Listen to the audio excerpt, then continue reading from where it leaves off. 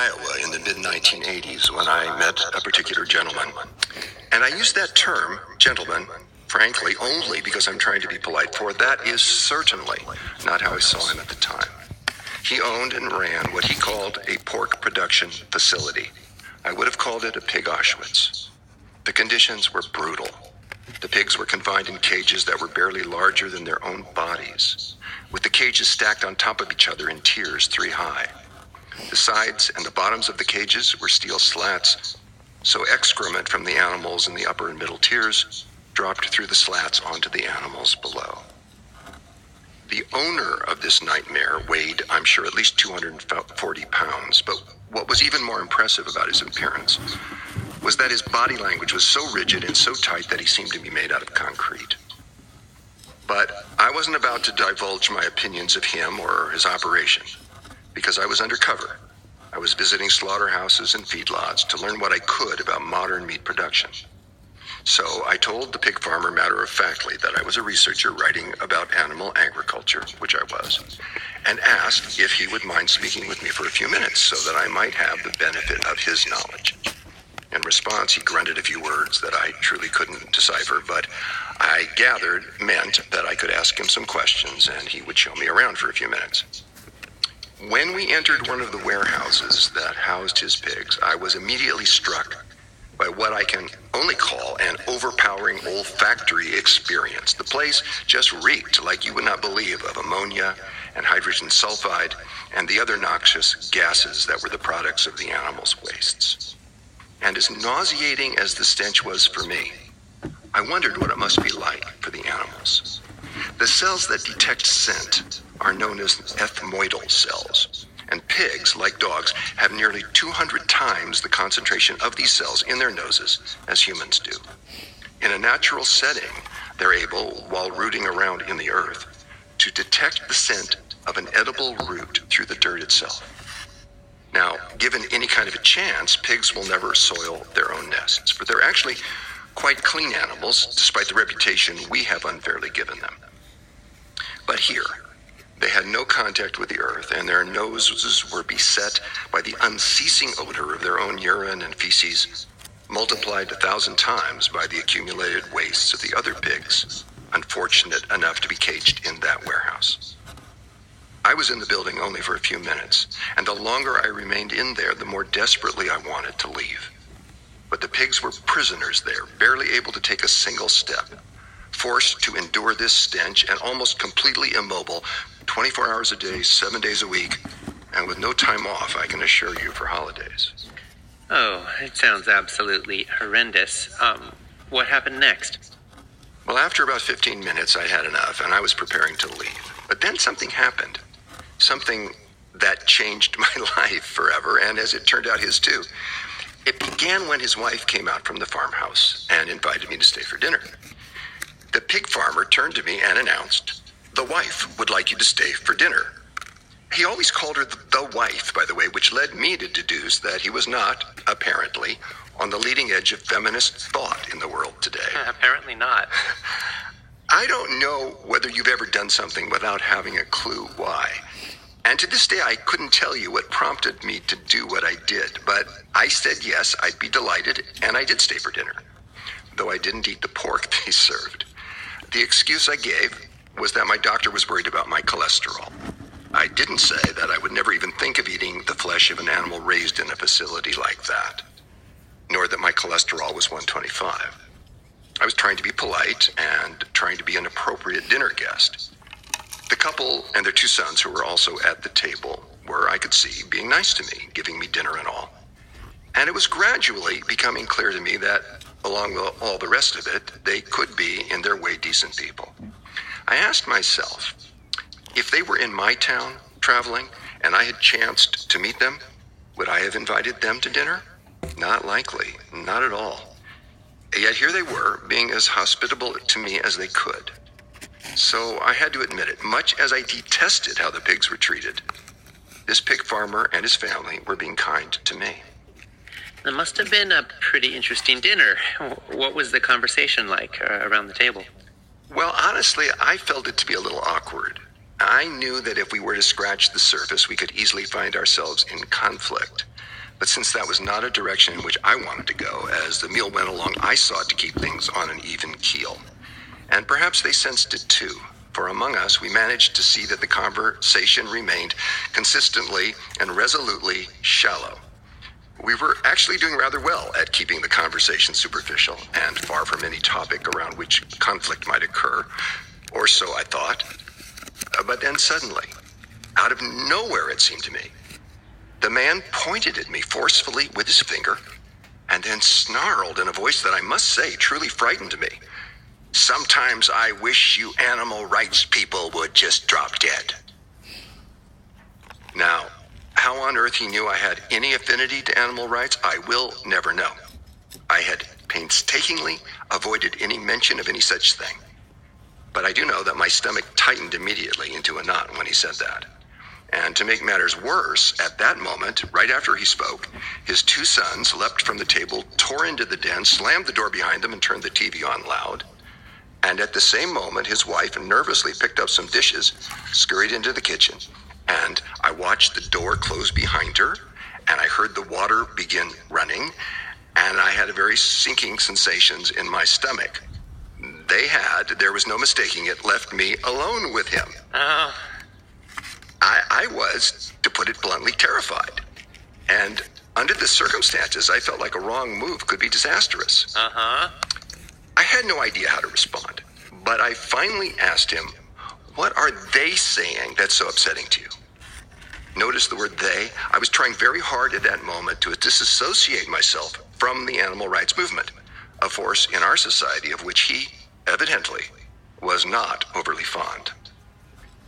"They accuse me of mistreating my stock," he growled. "Well, why would they say a thing like that?" I answered, knowing full well, of course, why they would, but thinking mostly about my own survival. His reply, to my surprise, while angry, was actually quite articulate. He told me precisely what animal rights groups were saying about operations like his, and exactly why they were opposed to his way of doing things. And then, without pausing, he launched into a tirade about how they didn't know anything about the business he was in, and why couldn't they mind their own business. As he spoke, I felt the knot in my stomach beginning to relax, because it was becoming clear, and I was glad of it, that he meant me no harm, but just needed to vent. Part of his frustration, it seemed, was that even though he didn't like doing some of the things he did to the animals, cooping them up in such small cages, using so many drugs, taking the babies away from their mothers so quickly after their births, he didn't see that he had any choice. He would be at a disadvantage and unable to compete economically if he didn't do things that way. And this is how it's done today, he told me, and he had to do it too.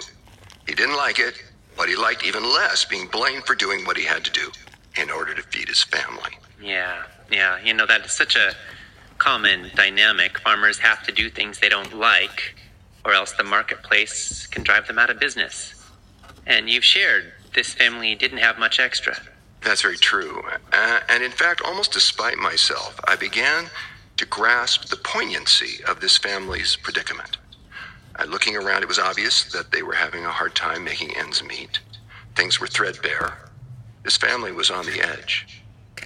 Raising pigs apparently was the only way that he knew how to make a living, so he did it, even though, as was becoming evident the more he talked, he didn't like one bit the direction modern hog farming was going.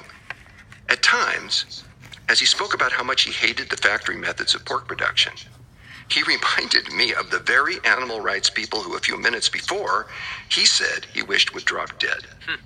And then something amazing happened. Oh, what was that? Okay, here I am with him, and we're talking, when suddenly he looks really troubled. He slumps over. His head is in his hands. There's a sense of something awful having happened. Has he had a heart attack or a stroke? I'm finding it hard to breathe. I'm finding it hard to think clearly. What's happening? I ask him. It takes him a while to answer, but finally he does. I'm relieved that he's able to speak, although what he says brings no clarity at all to the situation. "It doesn't matter," he says, "and I don't want to talk about it." And as he speaks, he makes a motion with his hand as if he were pushing something away. A few minutes pass, and I find myself feeling profound grief, though I have no idea why. Finally, he looks at me, and I notice his eyes are teary. "You're right," he says. Now, I, of course, always like to be told that I'm right, but in this instance, I don't have the foggiest idea what he's talking about. But then he continues. "No animal," he says, "should be treated like that, especially hogs. Do you know that they're intelligent animals? They're even friendly if you treat them right. Not that I do." There are tears welling up in his eyes. And now he tells me that he has just remembered something that happened in his childhood, something he hasn't thought of for many years. He grew up, he tells me, on a small farm in rural Missouri, the old-fashioned kind, where animals ran around with barnyards and pastures, and where the animals all had names. He was an only child, the son of a powerful father who ran things with an iron fist. With no brothers or sisters, he often felt lonely, but found companionship among the animals on the farm, particularly several dogs who were like friends to him. And he tells me, and this I'm quite surprised to hear, he had a pet pig. And he proceeds to tell me about this pig, and as he does so, it's as if he's becoming a different person. Whereas before he had been speaking primarily in a monotone, now his voice grows lively. There's something fresh taking place. In the summer, he tells me, and there's now genuine happiness in his voice as he's going on about this, he would sleep in the barn. It was cooler there than in the house, and the pig, his pet pig, would come over and sleep alongside him, asking fondly to have her belly rubbed, which he was glad to do. And also in the summer, this pig loved to swim along with him in their pond. Oh. So I'm listening to this hog farmer tell me these stories about his pet pig from his childhood.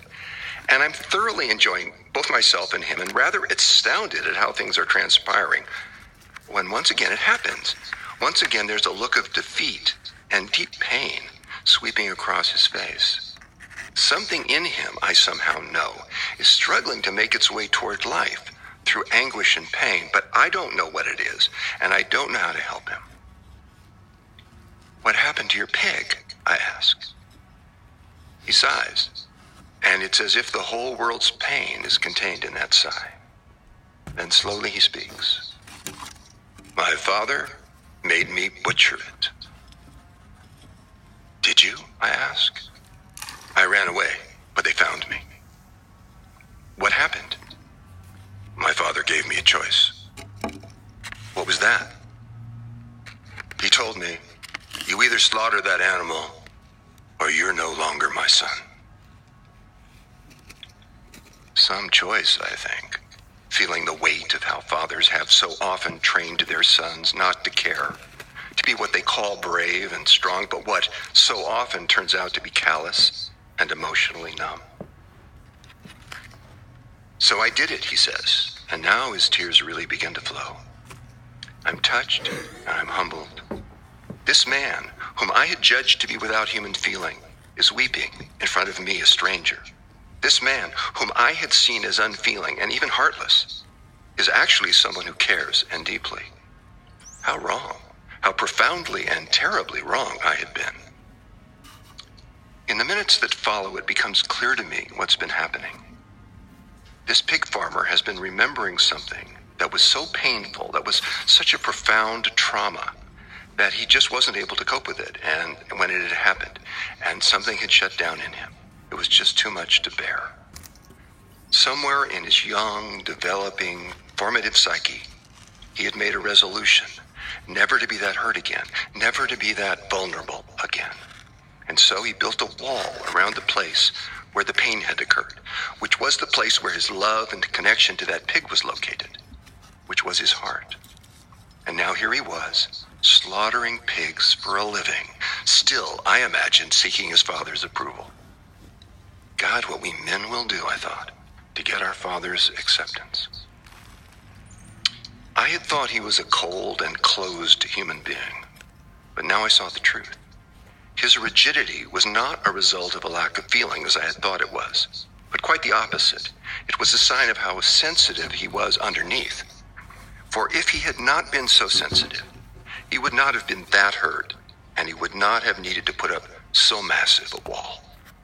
The tension in his body that was so apparent to me upon first meeting him, the body armor that he carried, bespoke how hurt he had been and how much capacity for feeling he carried still beneath it all. I had judged him and done so, to be honest, mercilessly. But for the rest of the evening, I sat with him, humbled and grateful for whatever it was in him that had been strong enough to force this long-buried and deeply painful memory to the surface. We talked that night for hours about many things. I was, after all that had happened, concerned for him. The gap between his feelings and his lifestyle seemed so tragically vast. What could he do? This was all he knew. He didn't have a high school diploma. He was only partially literate. Who would hire him if he tried to do something else? When finally I left that evening, these questions were very much on my mind, and I had no answers to them. Somewhat flippantly, I tried to joke about it. Maybe you'll grow broccoli or something, I said. He stared at me, clearly not comprehending what I might be talking about, and it occurred to me briefly that he might not know what broccoli was. But we parted that night as friends, and we remained friends as the years went by. Wow. Do you know what happened to him? Yes, he passed away some years ago, but I'll always carry him in my heart. A few years after our meeting, he sold his operation in Iowa and moved back to Missouri, where he bought a small farm. And for some years there, he grew vegetables that he sold at a local farmer's market. He had pigs, all right, but only a few. And he didn't cage them, and he didn't kill them. Instead, he had a contract with local schools. They brought the kids out in buses on field trips to his farm for his, what he called, Pet a Pig program. And he showed them how intelligent pigs are and how friendly they can be if you treat them right, which he was now doing. He even arranged it so the kids got a chance to give a pig a belly rub if they wanted to do that. Do you see why I carry this man with me in my heart? Do you see why even now, all these years later, he's still a hero to me? Oh, goodness. Yes, I sure do. It's an absolutely amazing story. This is a man who gave up the only livelihood he'd ever known, and he dared to leap. He risked everything to leave what was killing his spirit, even though he had no idea what was next.